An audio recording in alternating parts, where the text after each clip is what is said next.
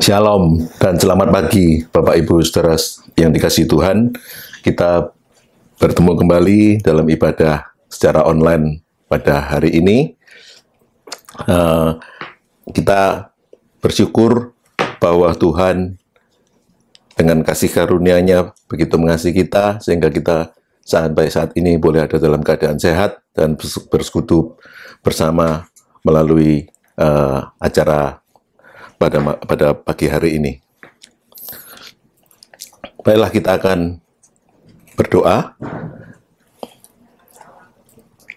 Tuhan Bapa kami dalam nama Yesus, terima kasih Tuhan kalau Engkau sudah mengizinkan kami bisa bersekutu bersama, kami boleh sama-sama mendengarkan firman Tuhan, dan kami boleh mendengarkan penguraian dari firman Tuhan ini.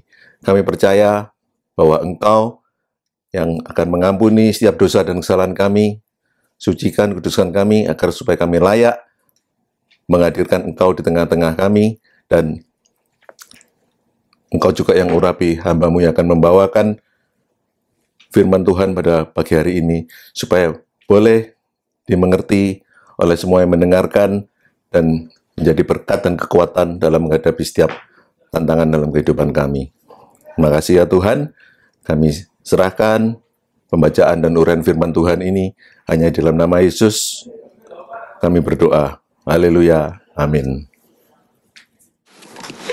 Bila Kau izinkan sesuatu terjadi, ku percaya semua untuk kebaikanku. Bila nanti telah tiba waktumu, ku percaya kuasa-Mu memulihkan hidupku. Waktu Tuhan pasti yang terbaik, walau kadang tak mudah dimengerti. Lewati cobaan, ku tetap percaya waktu Tuhan pasti yang terbaik.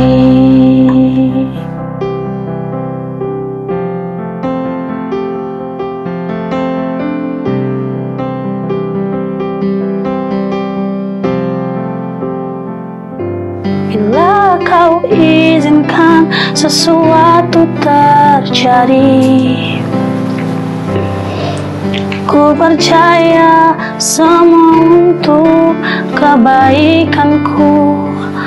Bila nanti telah tiba waktumu, ku percaya kuasa-Mu memulihkan hidupku. Waktu Tuhan pasti yang terbaik, walau kadang tak mudah dimengerti. Lewati cobaan, ku tetap percaya waktu Tuhan pasti yang terbaik. Waktu Tuhan pasti yang terbaik, walau kadang tak mudah dimengerti. Lewati cobaan, ku tetap percaya waktu Tuhan pasti yang terbaik.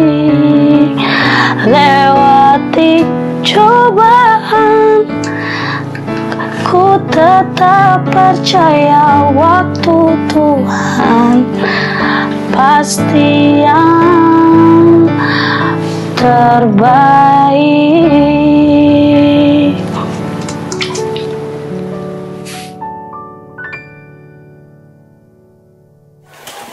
Firman Tuhan pada pagi hari ini kita ambil dari Lukas 10 ayat 17 sampai dengan 20. Judul perikopnya adalah kembalinya ke-70 murid. Saya akan bacakan firman Tuhan. Kemudian ke-70 murid itu kembali dengan gembira dan berkata, Tuhan, juga setan takluk kepada kami demi nama-Mu. Lalu kata Yesus kepada mereka, Aku melihat iblis jatuh seperti kilat dari langit. Sesungguhnya aku telah memberikan kuasa kepada kamu untuk menginjak ular dan kalajengking, dan kuasa untuk menahan kekuatan musuh, sehingga tidak ada yang akan membahayakan kamu. Ayat 20, namun demikian, janganlah bersukacita, karena roh-roh itu takluk kepadamu, tetapi bersukacitalah karena namamu ada terdaftar di surga. Bapak Ibu Saudara yang dikasihi Tuhan, kita bersyukur bahwa dalam situasi pandemi COVID-19 ini, kehidupan berjemaat di gereja kita, GGP Kanaan, secara rohani makin meningkat. Walaupun tidak bisa beribadah secara tatap muka atau fisik di gereja, yang mengatakan bahwa COVID-19 ini merupakan musibah, tetapi kita bisa mengatakan bahwa ini merupakan berkah. Jadi ada berkah di balik musibah, atau ada istilah blessing in disguise. Mengapa? Karena sekarang kita setiap hari jadi bisa melakukan kegiatan gerakan baca Alkitab dan rantai doa Kanaan, di mana firman Tuhan merupakan makanan bagi rohani orang percaya, sedangkan doa merupakan nafas kehidupan rohani orang percaya. Padahal kegiatan ini yang sudah kita rencanakan 1 atau 2 tahun yang lalu, baru terrealisasi pada masa pandemi COVID-19 ini. Dalam menu bacaan kita pada hari ini, dalam kegiatan gerakan baca Alkitab ya, menu bacaan kita hari ini tertulis Lukas pasal 8 sampai dengan ayat 10. Kita setiap hari baca 3 pasal. Maka dari itu, saya tertarik untuk memilih topik dari salah satu menu bacaan kita hari ini. Tujuannya apa?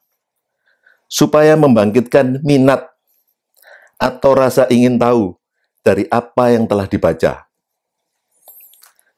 Yang kedua, supaya kegiatan baca Alkitab ini tidak merupakan kegiatan rutinitas yang lama-lama bisa membosankan.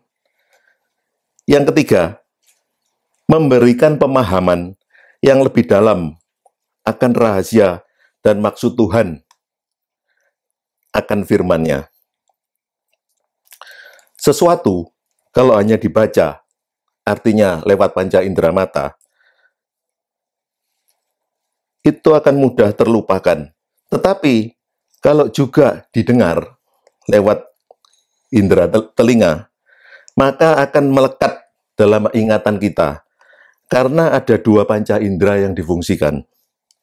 Nah, sekarang kembali ke konteks bacaan kita hari ini, yaitu di Lukas 10 ayat 17 sampai dengan 20 tadi. Ayat 17 sampai 20 ini sebetulnya berkaitan erat dengan ayat 1 sampai dengan 12. Itu yang pertama. Terus yang kedua, ternyata Yesus itu adalah seorang ahli marketing yang handal. Mengapa demikian? Saya katakan demikian. Karena Yesus menyampaikan kabar keselamatan secara jemput bola atau door-to-door service. Ini kita bisa lihat di ayat 1 Kita bisa baca di ayat 1, saya bacakan. Kemudian daripada itu, Tuhan menunjuk 70 murid yang lain, lalu mengutus mereka berdua-dua, mendahuluinya ke setiap kota dan tempat yang hendak dikunjunginya. Kalau kita mau sambung lagi di ayat 2, itu memang dia katakan, tuaian memang banyak, tetapi pekerja sedikit. Karena itu mintalah kepada Tuhan yang empunya tuaian, supaya ia mengirimkan pekerja-pekerja untuk tuaian itu. Saya akan memberikan suatu ilustrasi yang sempat saya alami sekitar tahun setelah era reformasi itu, sekitar tahun 99. Ya, mungkin tahun 1998 atau 1999. Pada tahun-tahun itu dan sebelumnya, saya sempat memiliki truk, beberapa truk itu melayani ekspedisi angkutan barang mie instan, yaitu dari pabrik mie instan Indomie di daerah Pasuruan, Jawa Timur, itu dikirim ke distributor, ke toko, agen, dan lain sebagainya. Waktu sebelum tahun 1998, pengiriman ini sangat padat, sangat banyak.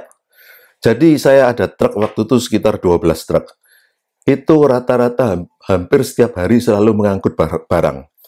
Bahkan kalau truk itu berangkatnya pagi-pagi, jadi dia mungkin malam sudah isi barang dari gudang, terus pagi berangkat jam 5 atau jam 6 pagi, satu truk itu bisa mengangkut barang sampai 2 kali atau 2 rit perjalanan.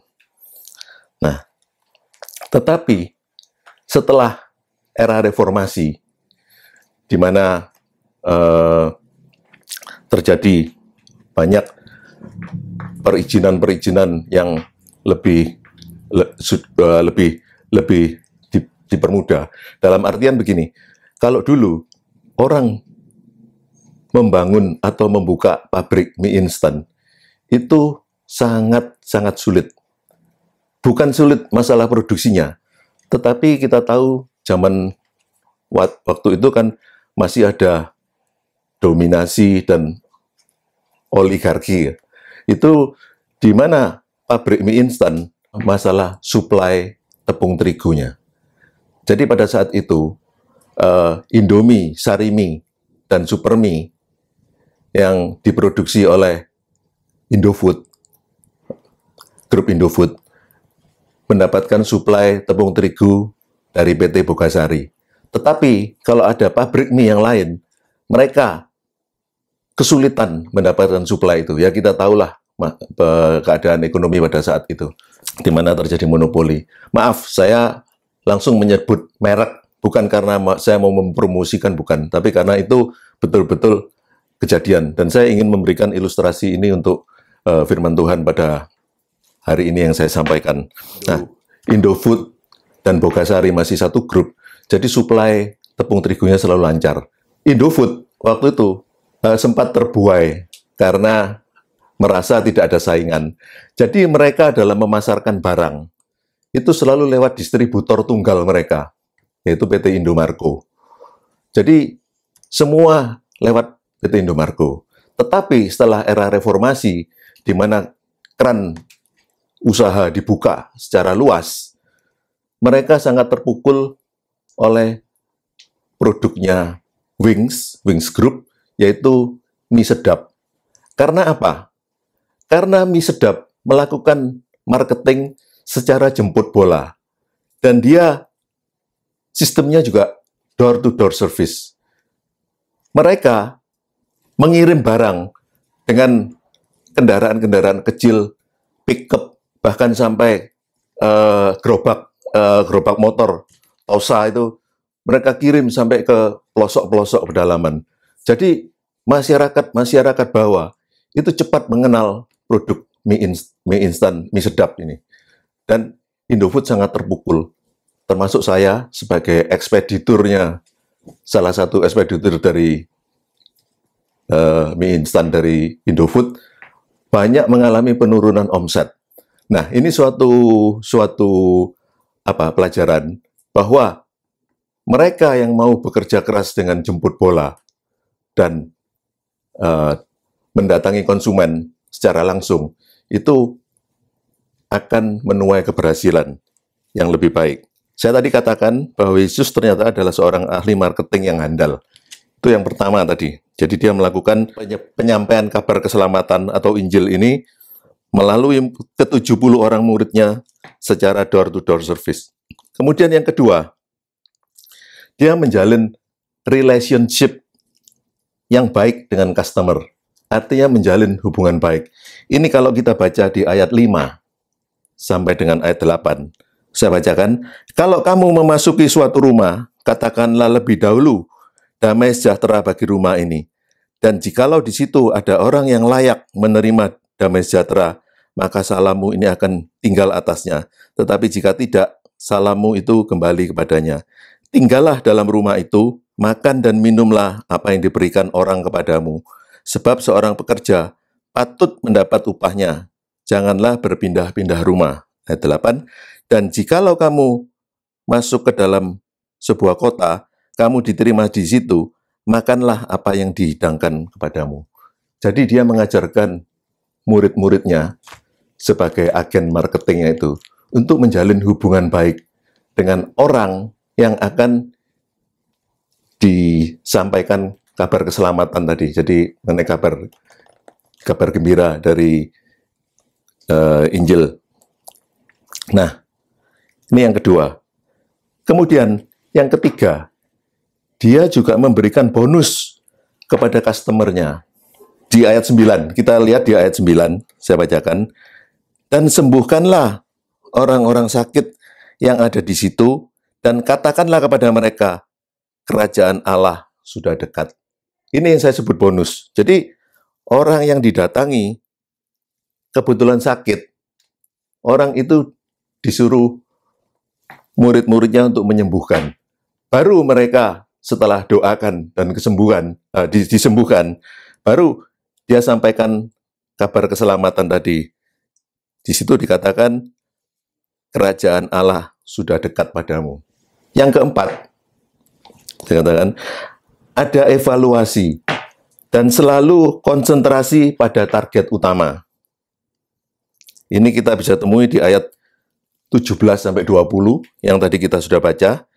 Jadi, murid-murid selalu datang kembali kepada Yesus dan melaporkan hasil pekerjaan mereka. Nah, dari situ, Yesus akan memberikan masukan atau arahan atau petunjuk bagaimana seharusnya. Seperti di ayat 17 sampai dengan ayat 20 ini. Sebetulnya murid-murid Yesus yang 70 orang itu sudah menjalankan tugas dengan baik. Tapi mereka sedikit melenceng dari sasaran atau target utama mereka. Mereka menyampaikan kepada Yesus dengan penuh kegembiraan, dengan penuh kebanggaan. Mereka katakan demikian, Tuhan, di ayat 17 ya, Tuhan, juga setan-setan takluk kepada kami demi namamu. Padahal yang diinginkan Yesus itu adalah keberhasilan mereka untuk memenangkan jiwa-jiwa.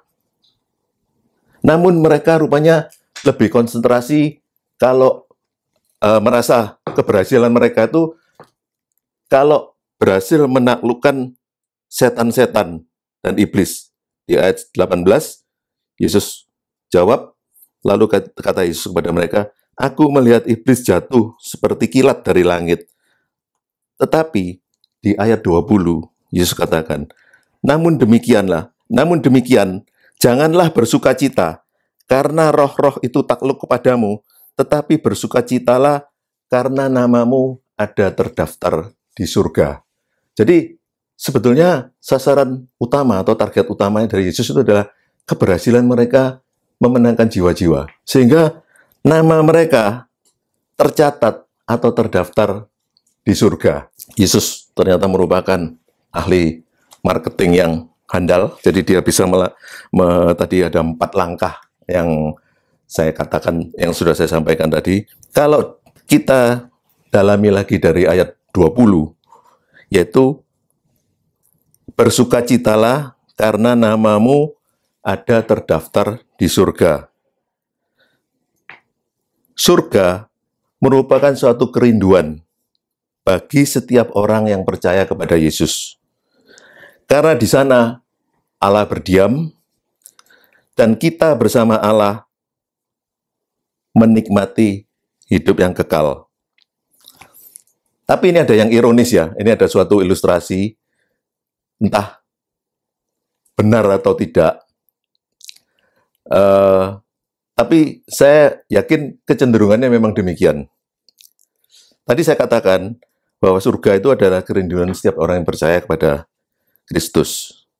Kalau sekarang ada suatu ibadah atau suatu KKR, terus pembicaranya bertanya, siapa yang ingin masuk surga? Semua menjawab, ya saya, ya saya. Kalau dilanjutkan dengan pertanyaan yang kedua, siapa yang mau ke surga sekarang? Hanya sedikit yang menjawab, ya saya. Saya memiliki kecenderungan memang demikian. Nah, ini kan memang suatu hal yang ironis bagi kita orang percaya. Kalau tadi di ayat 20 dikatakan, tetapi bersukacitalah karena namamu ada terdaftar di surga. Sekarang pertanyaannya, bagaimana caranya kita agar nama kita ada di surga?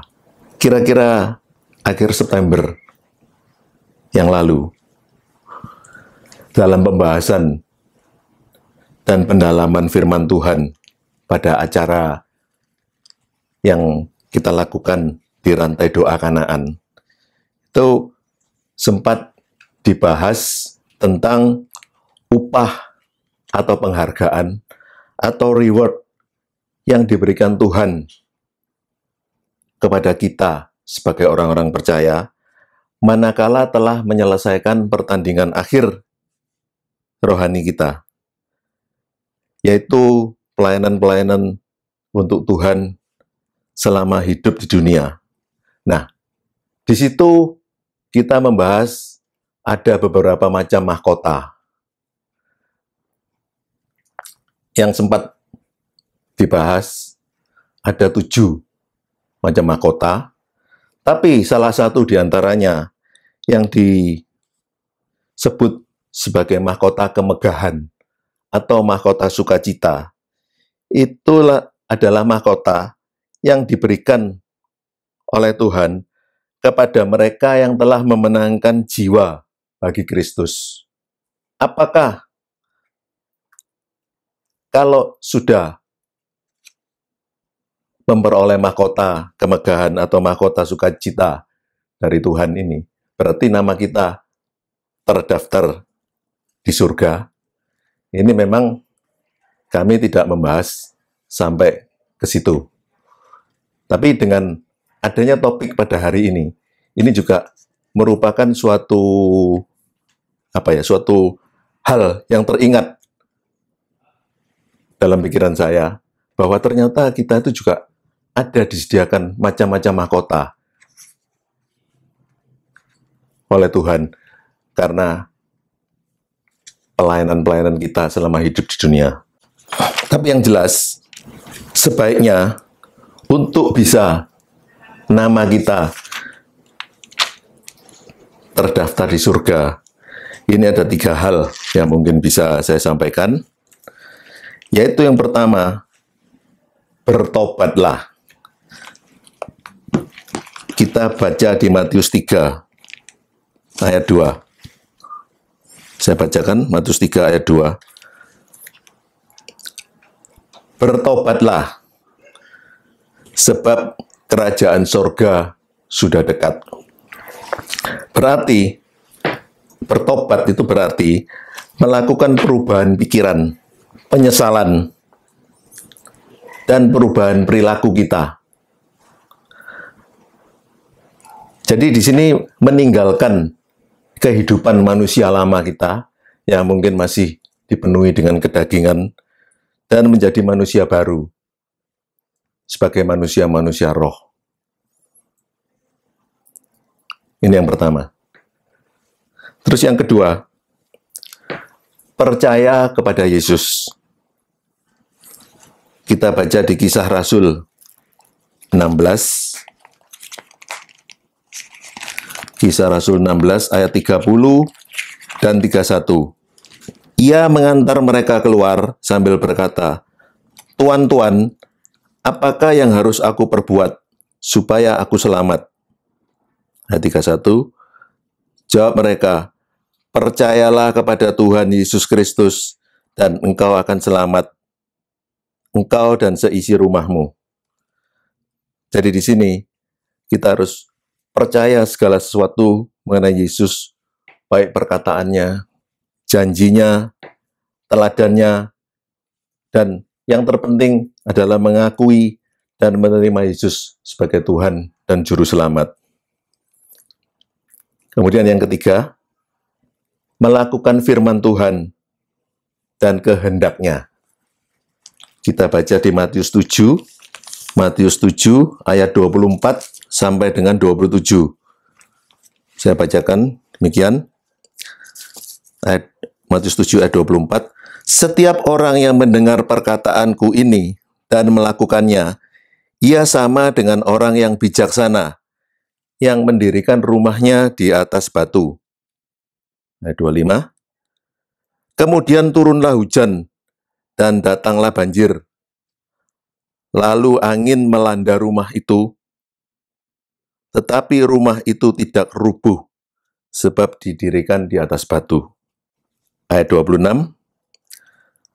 Tetapi setiap orang yang mendengar perkataanku ini dan tidak melakukannya, ia sama dengan orang yang bodoh, yang mendirikan rumahnya di atas pasir. Ayat 27. Kemudian turunlah hujan dan datanglah banjir. Lalu angin melanda rumah itu sehingga rubuhlah rumah itu dan hebatlah kerusakannya. Jadi dasar yang kuat dan kokoh dalam hidup kekristenan adalah firman Tuhan sebagai iman, sebagai dasar iman kita. Terus melakukan kehendaknya berarti mewujudkan iman dalam perbuatan. Dan kalau kita baca di Yakobus 2 ayat 17, demikian juga halnya dengan iman. Jika iman itu tidak disertai perbuatan, maka iman itu pada hakikatnya adalah mati. Kemudian di ayat 26 disebutkan lagi, sebab seperti tubuh tanpa roh adalah mati, demikian jugalah iman tanpa perbuatan adalah mati. Jadi di sini kita dalam memiliki iman, percaya terhadap firman Tuhan itu, bukan hanya secara teori saja, tetapi juga harus diwujudkan iman tadi dalam perbuatan dan kata-kata. Demikian firman Tuhan yang bisa saya sampaikan beserta penguraiannya. Semoga ini juga menjadi manfaat bagi kita semua dan kita bisa menerima berkat-berkat Tuhan dalam kehidupan kita. Amin. Baiklah Bapak Ibu saudara yang dikasihi Tuhan, seperti biasa dalam ibadah kita akan memberikan persembahan karena saudara tidak bisa datang hadir di gereja, maka persembahan boleh dikumpulkan dalam amplop, dan apabila nanti sudah ada kegiatan ibadah boleh dilangsungkan kembali, maka persembahan boleh dibawa ke bendahara gereja atau mau ditransfer langsung ke rekening bendahara juga silakan. Dan kita akan akhiri ibadah kita pada hari ini. Kita akan tutup dengan doa. Ya Tuhan, Bapa kami dalam surga, terima kasih ya Tuhan untuk firman-Mu yang telah kami dengar, dan kami juga boleh membahas firman Tuhan ini supaya kami memiliki pengertian yang lebih mendalam, dan kami juga mengerti maksud Tuhan dalam kehidupan kami. Kami percaya Engkau selalu hadir dalam kehidupan kami, terutama pada masa-masa sulit seperti ini, baik secara ekonomi, secara kesehatan, dengan berjangkitnya COVID-19 ini. Tapi kami percaya Tuhan yang akan lindungi kami, jauhkan kami dari segala infeksi, dan Engkau yang memberikan kekuatan, daya tahan tubuh, dan kekebalan kami, supaya kami boleh dijauhkan dari segala penyakit ini. Dan kami percaya bahwa vaksin yang sudah mulai didatangkan ke Indonesia, maupun yang sedang taraf uji coba diproduksi di dalam negeri, itu juga boleh menjadi manfaat dan boleh membuat atau memutus mata rantai penyebaran virus COVID-19 ini. Terima kasih ya Tuhan, Engkau yang mengasihi kehidupan kami, Engkau yang selalu menyertai kami dalam segala kesulitan, dalam segala tekanan, ataupun dalam sukacita kami, supaya kami boleh tetap selalu mengingat Engkau. Ya Tuhan, Engkau yang bersama dengan kami, Jemaat GKP Kanaan, kami berdoa untuk Bapak Gembala kami, Bapak Pendeta Daniel Sukendra, supaya Engkau yang memberikan kekuatan kesehatan secara khusus kepada beliau, dan dia tetap boleh membimbing, menuntun kami selaku domba-dombanya, supaya kami juga tetap menerima suatu makanan-makanan rohani, dan juga kami boleh tetap dikuatkan iman rohani, dan percaya kami kepada Engkau makin ditumbuh-tumbuhkan. Engkau yang juga beserta dengan seluruh jemaat GKP Kanaan, mereka yang sakit, Engkau lawati, Engkau yang berikan mereka keringanan atas penderitaan-penderitaan mereka, bahkan kesembuhan melalui darah Yesus yang boleh mengalir dalam tubuh mereka. Mereka yang mengalami kesulitan secara ekonomi karena situasi keadaan sekarang ini, Tuhan yang kunjungi, lawati mereka, berilah mereka pertolongan dan pengharapan akan masa depan yang lebih baik lagi. Dan mereka yang memiliki masalah-masalah yang menghimpit mereka, baik masalah pribadi, masalah rumah tangga, masalah pekerjaan, masalah apapun yang mereka temui, Tuhan yang berikan kekuatan mereka, supaya mereka boleh bertahan dan bisa menemukan jalan keluar atas petunjuk Engkau, dan mereka boleh mengalami kelegaan. Terima kasih ya Tuhan. Sebentar kami akan melanjutkan aktivitas kami sehari-hari yang lainnya.